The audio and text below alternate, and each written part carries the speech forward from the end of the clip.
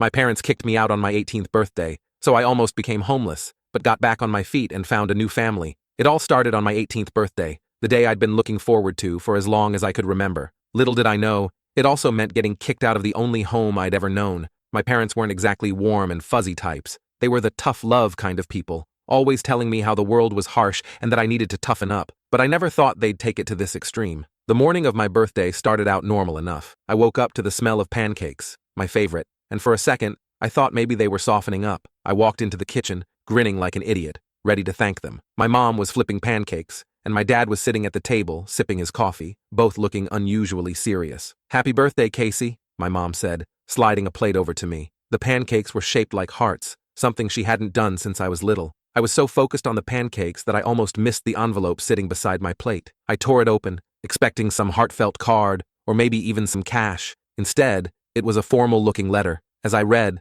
my heart sank. It was an eviction notice from my parents. "Casey," my dad said, interrupting my shock, "you're 18 now. It's time to learn to stand on your own. We've arranged for you to stay in a small studio apartment in town for the first month, but after that, you're on your own." I stared at them, waiting for them to say it was a joke, but the serious looks on their faces told me otherwise. The rest of the day was a blur. They didn't even let me take all my things, just the essentials, they said, because you don't need to be weighed down by material possessions. I packed a suitcase, and by that evening, I was standing in front of a dingy, run-down apartment building that looked like it hadn't been updated since the 80s. The apartment was tiny, barely enough room for a bed, a table, and a small kitchenette. The walls were a dull, peeling beige, and the window overlooked a brick wall. The silence was deafening, broken only by the occasional sound of arguing neighbors. The first night was the hardest. I lay on the lumpy bed, staring at the ceiling, wondering how I ended up here. A mix of anger and sadness bubbled up inside me. I felt abandoned, betrayed. How could they just throw me out like that?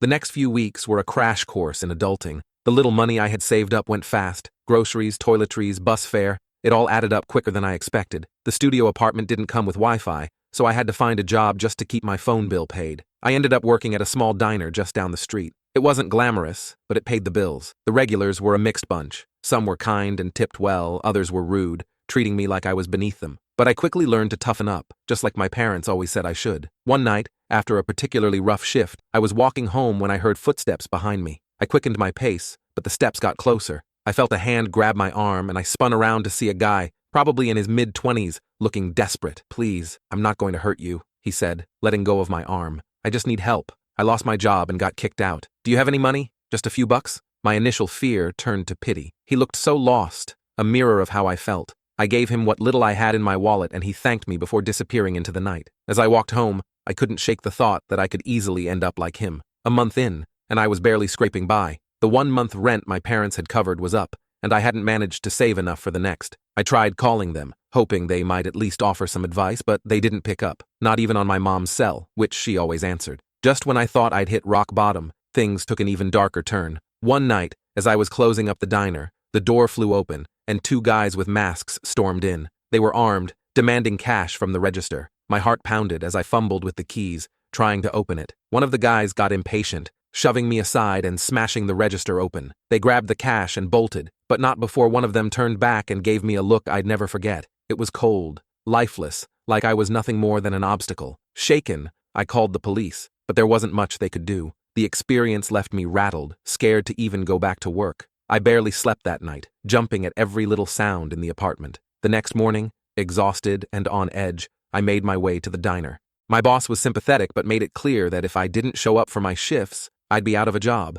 I couldn't afford to lose it, so I forced myself to keep going. It was around this time that I met Lisa, another waitress at the diner. She was a few years older than me, with a no-nonsense attitude and a rough past she didn't talk about much. But she saw through my tough exterior and took me under her wing. Lisa introduced me to a group of friends who'd all been through their own struggles. They weren't the kind of people my parents would approve of, tattoos, piercings, and a bit of a rough edge, but they were the first people who made me feel like I wasn't alone. One night after a long shift, we all went to a small dive bar. I wasn't much of a drinker, but that night, I needed to forget. We laughed, shared stories, and for the first time in a while, I felt a bit of the weight lift off my shoulders. As the night wore on, Lisa pulled me aside. "Casey, you're tougher than you think. I don't know what happened with your folks, but you don't need them. You've got us now." Her words hit me harder than I expected. Maybe she was right. Maybe I didn't need my parents to survive. I had made it this far on my own, hadn't I? The next morning, Hungover, but with a renewed sense of determination, I decided to confront my parents. I called them, left a voicemail,